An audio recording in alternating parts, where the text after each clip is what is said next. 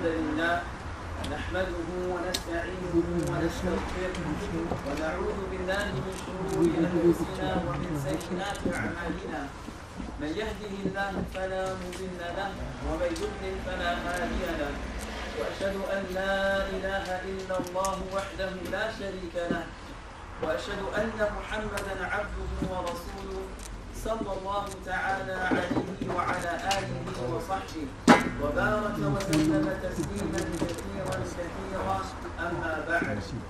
All thanks and praise are due to Allah subhanahu wa ta'ala, whom we thank, seek for help, and invoke for forgiveness. We seek refuge with Allah from the evil within ourselves.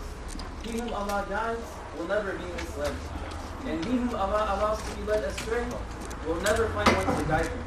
And we bear witness that there is no deity worthy of worship except Allah, and that Muhammad sallallahu alayhi wa sallam is his last and final message.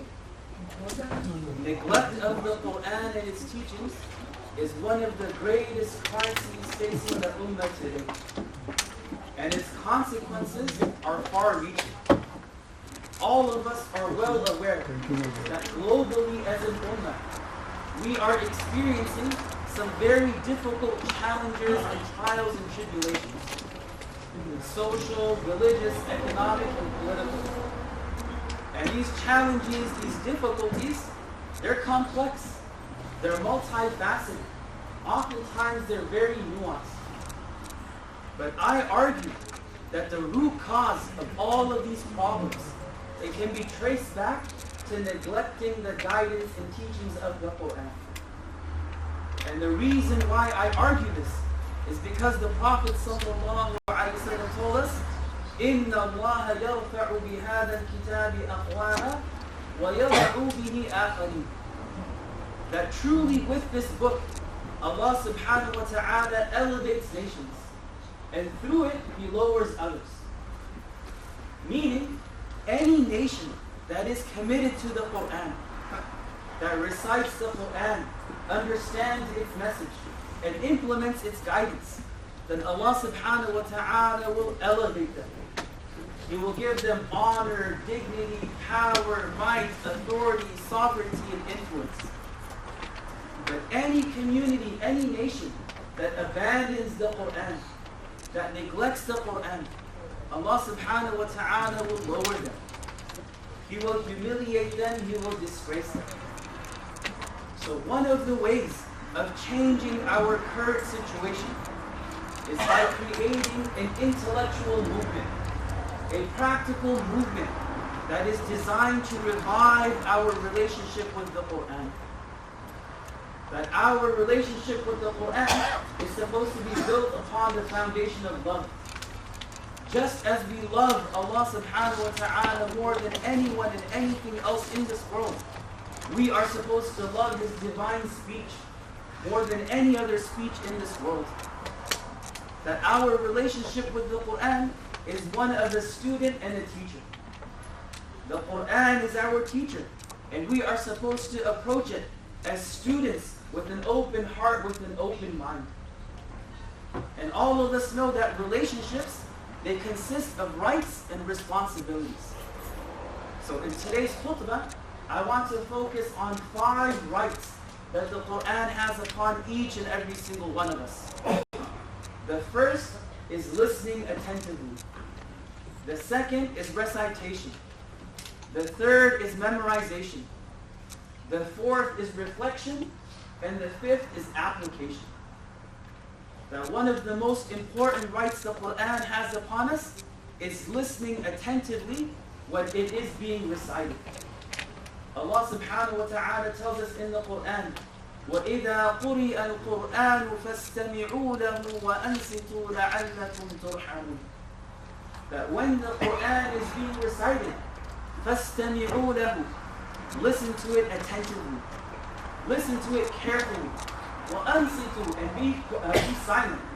لَعَلَّكُمْ تُرْحَمُونَ, so that you may be shown mercy. So in this Quran, in this verse, Allah subhanahu wa ta'ala is giving us a very specific and direct instruction. That when the Quran is being recited, when the words of Allah subhanahu wa ta'ala are being recited, we are supposed to be listening very carefully, very attentively. We should be focusing on the words of Allah subhanahu wa ta'ala. We should be focusing on their meanings. وَأَنْصِتُوا, we should be quiet. We should not be engaged and distracted by anything else. لَعَلَّكُمْ تُرْحَمُونَ, so that we may be shown mercy. And the Prophet sallallahu alaihi wasallam, he would enjoy listening to the Quran. And when he would listen to the Quran, it would have a visible effect upon his heart. It would have a visible impact on his emotions. Ibn Mas'ud radiyallahu anhu narrates that one day the Prophet sallallahu alaihi wasallam came to me and said, "Iqra alayya al-Quran." Recite the Quran to me. And Ibn Mas'ud radiyallahu anhu, with a sense of humility, said, "Ya Rasulullah, aqra'u alayk wa alayka unzil?" That you want me to recite the Quran to you when the Quran was revealed upon you? And the Prophet sallallahu alaihi wasallam said, "Yes, inni uhibbu an asma'ahu min ghayri." That I enjoy listening to it from others. So Ibn Mas'ud radiyallahu anhu, he began reciting Surah An-Nisa. And he continued reciting until he reached a verse where Allah subhanahu wa ta'ala is highlighting the status and rank of the Prophet sallallahu alayhi wa sallam. فَكَيْفَ إِذَا جِئْنَا مِنْ كُلِّ أُمَّةٍ بِشَهِيدٍ وَجِئْنَا بِكَ عَلَى هَؤُلَاءِ شَهِيدًا. That how is it going to be on that day of judgment, when we call a witness upon every single nation, and we call you, O Prophet sallallahu alaihi wasallam, as a witness upon all of them. When Ibn Mas'ud radiyallahu anhu recited that verse, the Prophet sallallahu alaihi wasallam said, "Hasbuka al-an." That's enough for now. And Ibn Mas'ud radiyallahu anhu said, "I looked up at his face, and his eyes were flowing with tears." That the words of Allah subhanahu wa ta'ala, they had a visible impact upon the heart, upon the emotions of the Prophet sallallahu alaihi wasallam. And that is the example we are supposed to aspire to. That when we hear the words of Allah subhanahu wa ta'ala, when we listen to them attentively and carefully, it impacts our hearts. It penetrates the depth of our hearts. It increases our iman. It increases our connection with Allah subhanahu wa ta'ala. It pulls on our emotional strings. And alhamdulillah, in the modern era, we have access to all of these amazing, beautiful, powerful recitations of the Quran, readily available at our fingertips. All of us are carrying copies of the Quran in our pockets. We have access to beautiful recordings in our pockets. So, as a right of the Quran, we should make a habit of listening to the Quran daily, regularly, on a consistent basis. Whether it's 10, 15, 20, half an hour, whatever amount. Living in Southern California, we spend a lot of time in our cars. And oftentimes when we're commuting to work and back from work, we're listening to perhaps the news, we're listening to NPR, God forbid we're listening to music. Right? I'm not saying drop all that immediately, but make it part of your daily commute, listening to the words of Allah subhanahu wa ta'ala. There is nothing that is more powerful, more beneficial, more profound, more eloquent, more impactful than the words of Allah. And perhaps for a lot of us, we don't feel that beauty of Allah's words because we do not understand the language. And that's okay. There are still some recitations that are very beautiful, very profound, that just the sound of it impacts our hearts. But we're supposed to want more. That our engagement with the Quran is supposed to be meaningful. So perhaps we can listen to a recitation that has a translation along with it. And there are recordings like that. That the reciter recites the verse in Arabic, and there's someone then reading the translation. This is something that all of us should be engaged with. That is one of the most beneficial ways of spending our time. And that is something that is going to, inshallah, impact our hearts. It's going to strengthen our relationship with the Quran. And it's going to start bringing about some personal reformation, some personal transformation. The second right is recitation. That we have to be reciting the Quran on a daily, regular, consistent basis. Not a day should pass by where we don't open the Mus'haf and read at least a few verses or pages from the Quran. Uthman radiallahu anhu famously said that if our hearts were pure, we would never have enough of Allah's speech. I dislike for a day to pass by where I don't look inside a copy of the Mus'haf. And it's mentioned that when Uthman radiallahu anhu passed away, his personal copy of the Quran was worn out because of how often and frequently he used to look inside and recite and contemplate and reflect. The Prophet sallallahu alaihi wasallam in several ahadith, he mentions the rewards, the blessings, the virtues associated with reciting the Quran. That man qara'a harfan min kitabillah falahu hasana. Whoever recites one letter from the book of Allah, they receive a reward. وَالْحَسَنَةُ بِعَشْرِ أَمْثَالِهَا. And that reward is automatically multiplied by 10. وَلَا أَقُولُ أَلِفْ لَامْ مِيمْ حَرْفٍ. And then the Prophet ﷺ, he explained and he clarified that I'm not saying that alif lam mim is one letter. وَلَكِنْ أَلِفٌ حَرْفٌ وَلَامٌ حَرْفٌ وَمِيمٌ حَرْفٌ. Alif is a separate letter, lam is a separate letter, mim is a separate letter. So literally every single letter of the Quran we recite, we are receiving unimaginable blessings from Allah subhanahu wa ta'ala. Unimaginable reward. The Prophet ﷺ, he created a culture of the companions that they would regularly recite the words of Allah subhanahu wa ta'ala. They had a portion, a section of the Quran that they would recite on a regular and consistent basis. And historically speaking, the Muslim culture across the globe was that the average Muslim, the regular average Muslim, who was not a hafiz of the Quran, who had not memorized the Quran, they would recite one juz every single day. So that every month they are going through an entire cycle of reciting the Quran. And I feel that should be the standard of our communities as well. That we should aspire to that standard. That all of us are proficient and fluent enough in Quranic recitation that we can easily recite one juz every single day. And if you are fluent, if you're proficient in your Quranic recitation, that does not take too much time. You can recite one juz in 25 to 30 minutes. That's half an hour of your day. And if you build that consistency, then every single month you are going to be reciting the entire Quran beginning to end and starting all over again. And that daily recitation, it has a profound impact on our spirituality. It has a profound impact in terms of bringing barakah and blessings into our lives. If we're not at that level yet, that's what we should be working towards. But if we're not there, then at least we should recite as much of the Quran as we can. And all of us, we know ourselves better than anyone else. We know what our relationship with the Quran is like. We know how much we can handle. So if at this stage in my life, it's practical for me to perhaps only recite half a page, so be it. If it's only one page, if it's only 5 verses, no problem. Pick something that can be done on a regular, consistent, daily basis.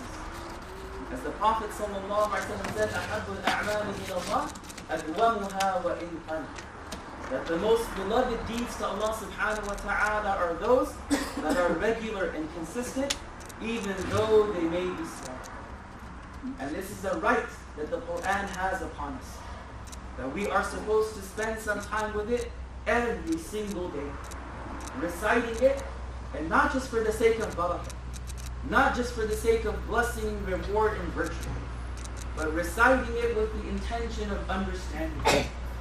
Reciting the Quran with the goal of engaging with it on a deeper level. The third right the Quran has upon us is memorization. That all of us are encouraged to memorize at least some portion of the Quran. The primary method of preserving the Quran throughout our history has always been through memorization. That Allah subhanahu wa ta'ala, through His infinite, limitless mercy, that is the mechanism He has chosen for preserving and safeguarding the Quran.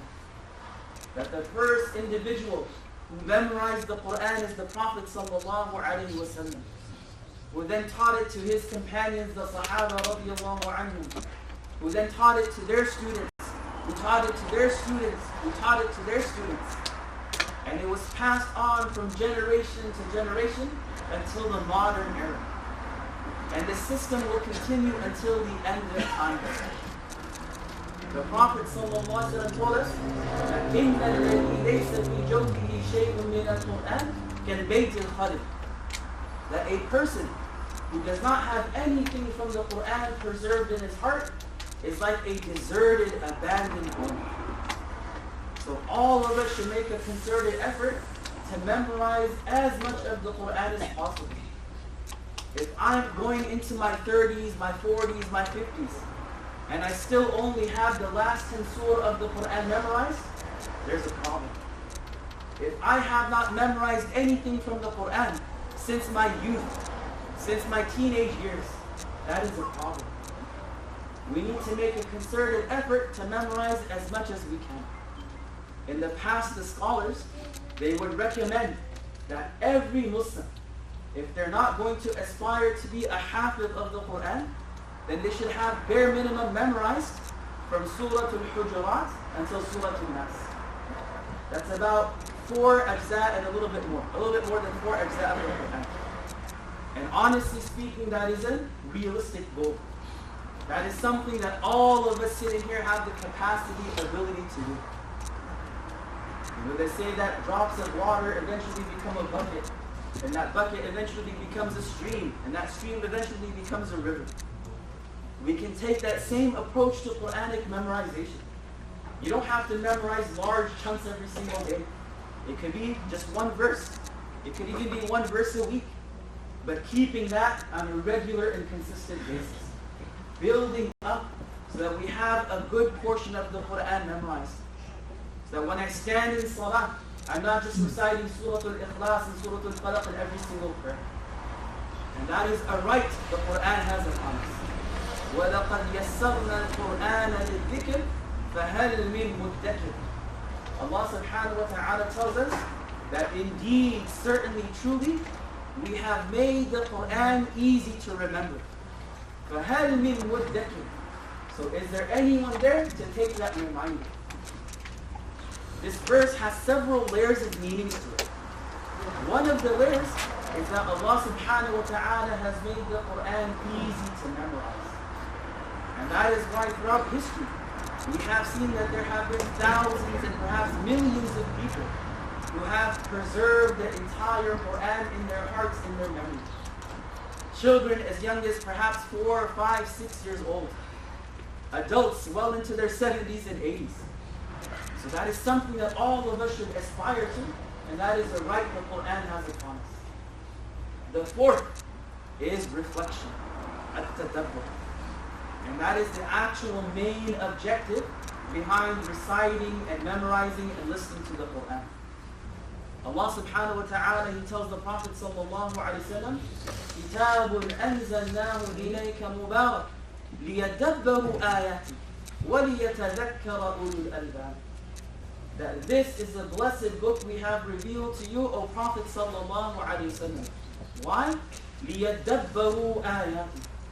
So that people can deeply reflect on its verses. وَلِيَتَذَكَّرَ أُولُو الْأَلْبَابِ. And so that the people of understanding, the people of intellect, may be reminded. So Allah subhanahu wa ta'ala Himself is telling us that there are two primary goals. There are two primary objectives behind listening to the Quran, reciting the Quran, and memorizing the Quran. At-tadabbur and at-tadabbur. At-tadabbur is deep reflection. That when I recite a verse from the Quran, I engage with it on a deeper level. And I try my best to understand the meaning. What exactly is it that Allah subhanahu wa ta'ala says? I engage with it intellectually. I also engage with it emotionally. That how does this verse impact my own personal life? What does this verse mean to me? How can I put this verse into practice? And also spiritually. Right? How is this verse going to help improve my relationship with Allah subhanahu wa ta'ala? So at-tadabbur is engaging with the Quran intellectually, spiritually, and emotionally. And the only real way of engaging in reflection is if we understand what the Quran is saying. All of us have to have at least a base level of understanding of the meanings of the Quran. And that is perhaps the greatest challenge for all of us, especially those of us who don't know the Arabic language. That's why it's important to either learn Arabic, and if we can't have the time to learn Arabic, then at least be familiar with the meanings of the Quran in a language that we're comfortable with. So having a translation that is accessible, that when I read it, it makes sense.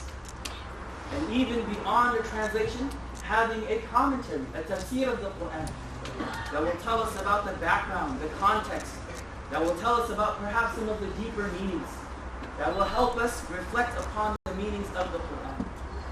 And at-tadakkur. But now every time I reflect on the Quran, I am being reminded about Allah. I'm being reminded about my purpose in life. I'm being reminded about the temporary nature of the life of this world that is going to come to an end. I'm being reminded about judgment, accountability, reward, punishment, paradise, and hell. I'm being reminded about my morals, my values, my ethics, and my principles. The last right of the Quran is application. That once I have listened to the Quran, once I have recited the Quran, once I've memorized some portions of it, and I have reflected on its meanings, I am making a concerted effort to put its practical guidance into my daily life. That I'm building my life on Quranic principles. That I'm trying my best to follow the guidance of Allah subhanahu wa ta'ala in every single thing that I do in life.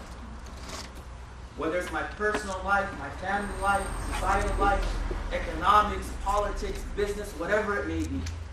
Application. That when Allah subhanahu wa ta'ala tells us to pray, I pray without any hesitation whatsoever. When Allah subhanahu wa ta'ala tells me to lower my gaze, I lower my gaze. When Allah subhanahu wa ta'ala says don't consume, don't deal in interest, I stay away from interest. That I am acting upon the guidance, the rules, the commands, the prohibitions of the Quran. And if we do not fulfill the rights of the Quran, then that falls under neglect. That falls under abandonment. And it's possible that the Prophet ﷺ will then complain about us to Allah on the Day of Judgment. There's a possibility. There's a verse in the Quran where the Prophet ﷺ says that that my nation, my community, اتخذوا هذا القرآن مهجورا. وقال الرسول يا ربي إن قوم اتخذوا هذا القرآن مهجورا. That the Messenger of Allah sallallahu alaihi wasallam said, Ya Rabbi, that oh my Lord, إن قوم, that my nation, my community, اتخذوا هذا القرآن مهجورا, has taken this Quran as something to be abandoned, as something to be neglected. One of the explanations is that the Prophet ﷺ is complaining about the non-believers of Mecca, particularly the leadership of Quraysh. That when I come to them with the Quran, when I recite the Quran to them, they ignore it, they neglect it, they turn away, they put their fingers in their ears.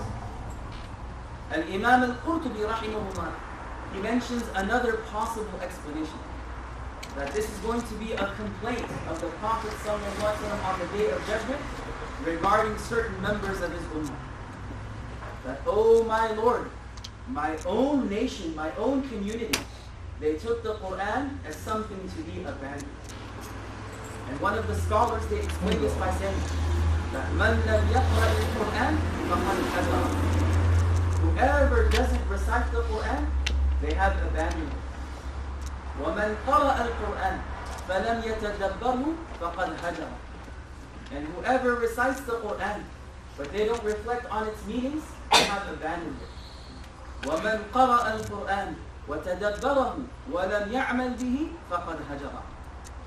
Whoever recites the Quran, they reflect on it, but they don't put it into practice. There's no application, فَقَدْ هَجَرَ. They have abandoned it. So we ask Allah subhanahu wa ta'ala to protect us from falling into any of these categories. May Allah protect us from abandoning the Quran. May Allah subhanahu wa ta'ala make us among those who have a real, deep, intimate relationship with the Quran. That we listen to it attentively, carefully, we recite it, we memorize it, we reflect on its meanings, and we put it into practice. أقول قولي هذا وأستغفر الله لي ولكم ولسائر المسلمين فاستغفروه فإنه هو الغفور الرحيم.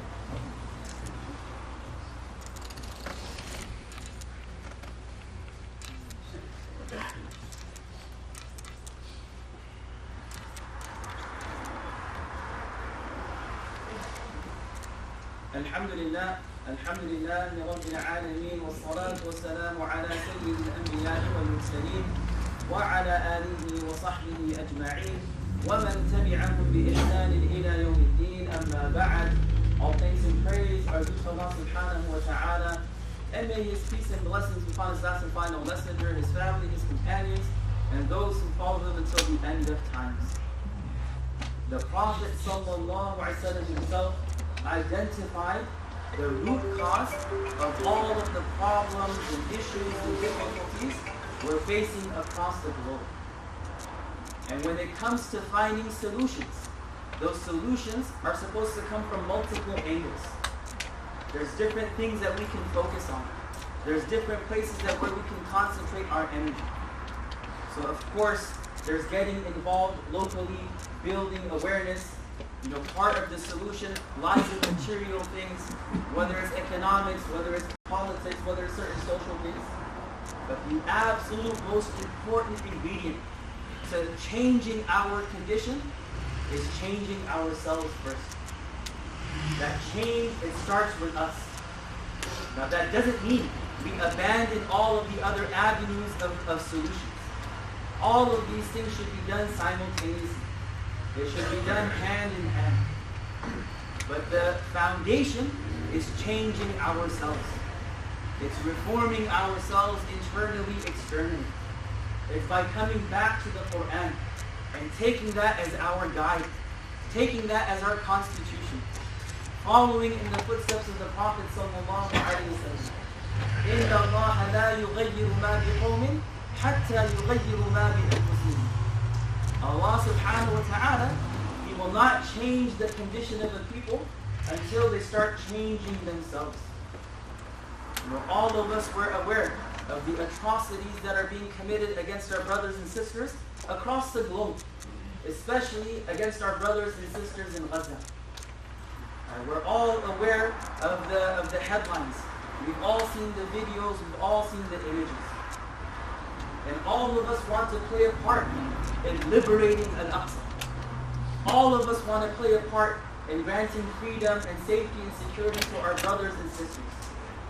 But we will never be able to grant them liberty and freedom if we can't even free ourselves from our beds at Fajr time. How are we going to liberate our people when we can't liberate our nafs from listening to music or inappropriate things instead of listening to the Quran? How are we going to bring about change in the world if we can't bring about change in our own personal lives? And that starts and ends with the Quran and following the guidance of Allah subhanahu wa ta'ala. So we ask Allah subhanahu wa ta'ala to give all of us the tawfiq and the ability to do so. May Allah subhanahu wa ta'ala revive our hearts. May Allah subhanahu wa ta'ala strengthen our iman. May Allah subhanahu wa ta'ala put love for the Quran in our hearts. May Allah subhanahu wa ta'ala make us among those again who listen to the Quran carefully and attentively, who recite it regularly, who memorize great portions of it, who reflect on its message, and who implement its guidance into their daily lives. May Allah subhanahu wa ta'ala allow us to bring about change.